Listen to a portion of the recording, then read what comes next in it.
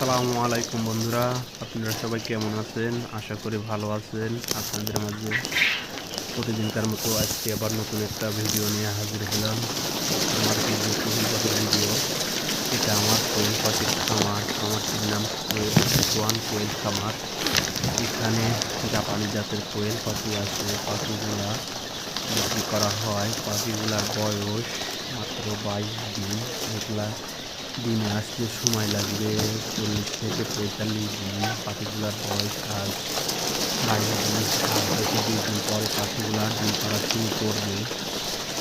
এখানে জাপানি জাতের কোয়েল পাখি আছে। এই জাপানি জাতের কোয়েল পাখি বিক্রি করা হয় প্রতি পিস 35 টাকা। যারা ডিমের জন্য কোয়েল পাখি নেন বা খাবার জন্য কোয়েল পাখি নিতে চাচ্ছেন, তারা আমার সাথে যোগাযোগ করতে পারে।